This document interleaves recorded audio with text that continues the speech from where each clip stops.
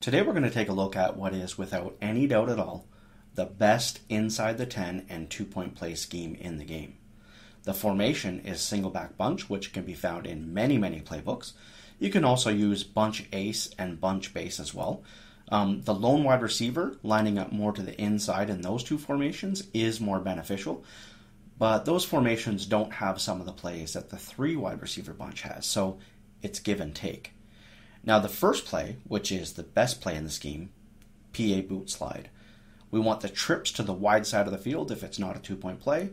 Otherwise, it doesn't matter. Now the most ideal setup is to put the halfback on a delay route and drag the tight end. This play absolutely destroys cover 2, which is easily the most common red zone defense in Madden. We're going to throw a high bullet pass once the outside receiver is about to make his cut to get that glitchy spec catch animation. The slot wide receiver is also a high point pass, and the third read is the drag. Now that said, generally we do have to throw to the drag pretty quick if we want to throw to him. Now if you end up in a scenario where you felt like you had to wait on the routes just a little bit, once they reach the back of the end zone, you're going to notice that the 2 routes do an incredible job of sitting down, facing the QB for an easy high point that will have your opponent crying. I promise you.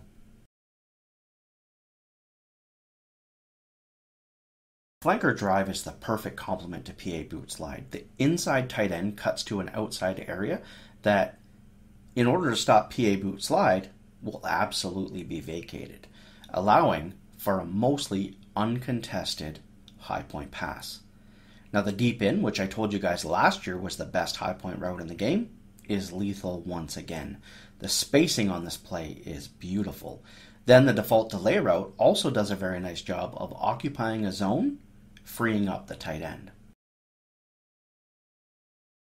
PACA Angle is a play that I like to go to once an opponent has seen how deadly the other plays are. We're going to smart route the slot and flat the outside receiver. This is great against man coverage with X on a slant out and R1 over the middle against man as well. If all else fails, then the halfback is a very sneaky route over the middle. Then we've got tight end hook, which is similar to the other 2 pass plays, but also a very nice mix-in. Especially if they double team the outside receiver, then the middle is going to be wide open. And spacing switch offers just a little bit of a different depth with these high points. They sit down a little bit quicker, and you can high point pass these really well in coverage. Z-spot is such a sneaky play, as our most lethal target in the scheme is on a delayed dig. Now, if the middle opens up with the zones dropping back as our wide receiver hesitates, then we're going to throw a regular pass. We also want to smart route the slot wide receiver on this play for a potential wide open slant out.